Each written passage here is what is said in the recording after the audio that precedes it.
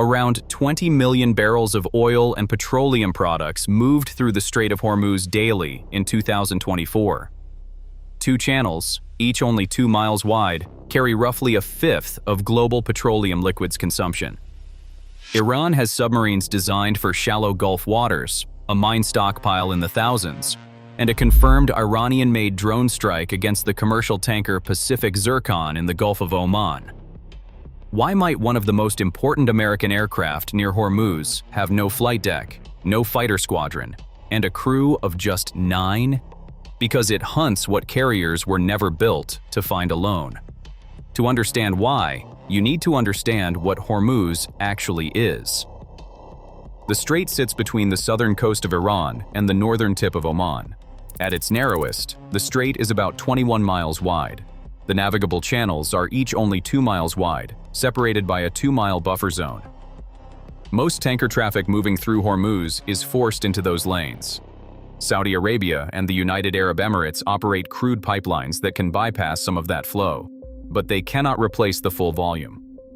For Iraq, Kuwait, Qatar, and Bahrain, Hormuz remains the route that matters.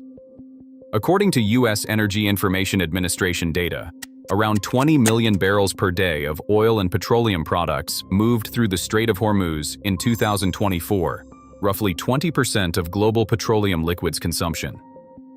Crude oil from Saudi Arabia, Kuwait, Iraq, and the United Arab Emirates moves through this corridor, while Qatar's liquefied natural gas also depends heavily on the strait for export. That geometry creates a specific tactical problem. The lanes are narrow, the traffic is dense and entirely predictable. Any force operating near those corridors can observe that traffic, time its movements, and plan accordingly. The Persian Gulf itself is shallow, rarely deeper than about 90 meters, with broad areas far shallower than that. That environment creates acoustic clutter that makes detecting submarines harder from surface ships. The transition zones near the strait are precisely the waters where a small submarine can operate without easy detection. The geography rewards detection, surveillance, and building a maritime picture before anything else. The force that can map that environment comprehensively, before any confrontation develops, controls the opening minutes of any crisis near the strait. That geographic and acoustic reality shapes everything that follows. The carrier's role in American naval strategy is clear.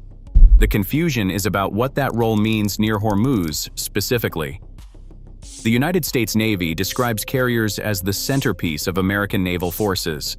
They are forward-deployed air bases, capable of controlling the sea, conducting sustained strike operations, and projecting power into contested regions. A carrier in the Arabian Gulf sends a precise message. The United States is prepared to use force, and the assets are already in position. Carriers do transit the Strait of Hormuz. The Eisenhower Carrier Strike Group completed a scheduled Hormuz transit in November 2023. The Abraham Lincoln Carrier Strike Group did the same in 2019, but transiting the strait and patrolling it are different missions. The strait is too narrow, too crowded, and too exposed for a carrier to maintain sustained direct control over the approaches for extended periods in a contested environment. Every time a carrier operates inside the strait, it concentrates the most valuable asset in the American fleet inside a corridor Iran has spent decades studying.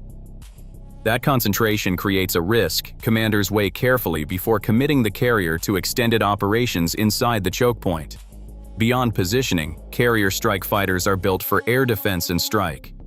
Carrier helicopters and ship-based escorts can contribute to local anti-submarine defense, but they do not replace a long-range maritime patrol aircraft designed to search, classify, and track contacts across a broad maritime area. What a carrier cannot do is quietly remain over the strait for hours, drop acoustic sensors into the water column, and build a submarine contact picture across the shipping lane approaches. The carrier handles the outer perimeter and the strike mission. Someone else builds the picture inside the strait itself. The P-8 Poseidon looks from the outside like a commercial jetliner. Boeing built it from the 737 Next Generation family, using the 737-800 fuselage and 737-900 based wings. But inside the P-8 Poseidon, it is entirely different. Navarre describes the P-8A as a multi-mission maritime patrol and reconnaissance aircraft. It has a crew of 9. Its core missions include long-range anti-submarine warfare, anti-surface warfare, intelligence, surveillance, and reconnaissance. Boeing lists its range at more than 1,200 nautical miles, with over 4 hours on station. That combination of range and loiter time means a single P-8 can help cover the Hormuz approach corridor and still have fuel available to respond to a developing contact. To execute those missions, the P-8 carries synthetic aperture radar for imaging surface contacts, inverse synthetic aperture radar for vessel identification, electro-optical and infrared sensors for visual classification, and sonobuoys that listen for submarine acoustic signatures in the water column. It carries weapons ready to act on what those sensors find, including Mark 54 lightweight torpedoes and AGM-84 Harpoon anti-ship missiles. Boeing describes the anti-submarine warfare chain as searching, detecting, classifying, localizing, tracking, and attacking submarines.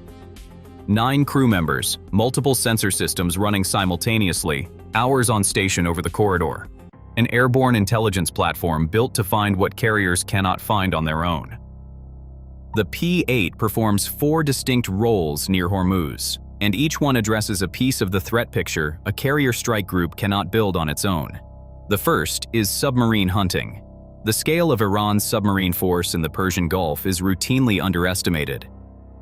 The Nuclear Threat Initiative estimates Iran operates approximately 28 to 30 submarines, including around 24 mini-submarines and 4 to 6 diesel-electric attack submarines, with the shallow-water Yono and Gadir-class boats optimized for the confined geometry of the Persian Gulf.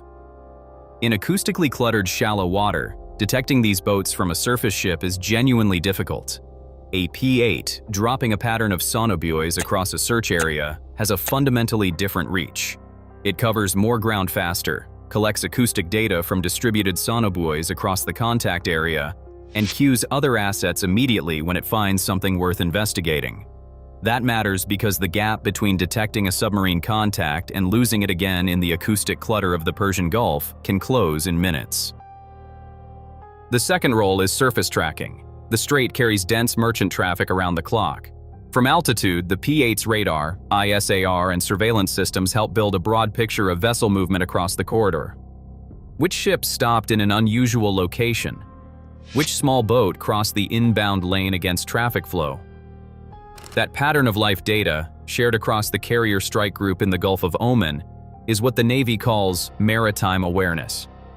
Without that picture, the carrier strike group is making decisions based on incomplete information about what is moving through the corridor ahead. With it, commanders can separate routine traffic from anomalous movement before either becomes a threat rather than after the fact. But surface tracking is only part of what the P-8 is watching. The third role is mine layer watching. Estimates of Iran's naval mine stockpile range from 2,000 to over 5,000 mines, including influence mines triggered by acoustic, magnetic, or pressure signatures. Mine laying does not require a warship. It can be done by a small vessel at night inside routine commercial traffic. A P-8 tracking small vessel movement near the navigable channels before dawn can detect anomalous behavior that may be harder to catch from sea level. When you are looking for a small vessel doing something it should not be doing inside a corridor where hundreds of ships move every day, altitude and persistence are the 2 advantages that matter most. The fourth role is the one most strategically significant. The P-8 operates as the fleet's forward information node.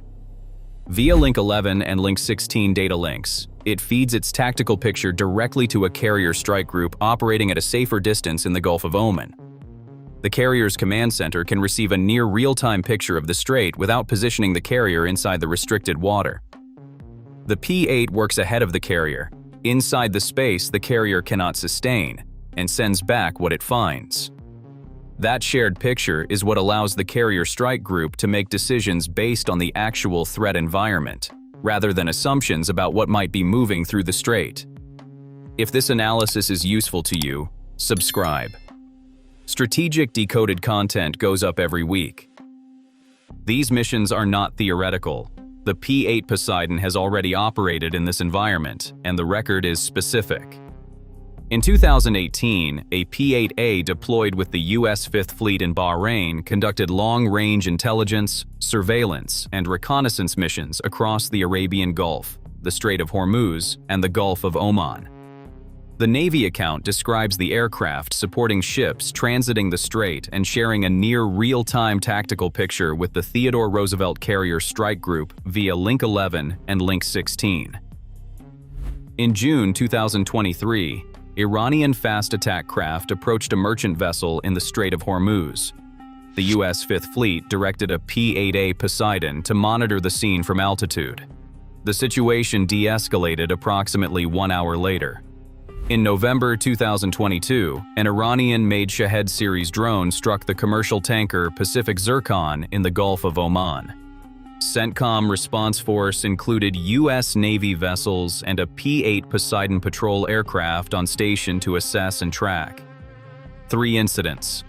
The same pattern each time. The P-8 arrives, observes, classifies, and connects the information to the rest of the force. Iran's doctrine near Hormuz rests on a single premise. The United States cannot respond effectively to what it cannot see and cannot classify quickly. Iran has never needed to win a naval battle to achieve its objectives near the strait. A contested corridor, rising insurance costs, and enough uncertainty to slow tanker traffic through the Hormuz shipping lanes achieves the same strategic outcome.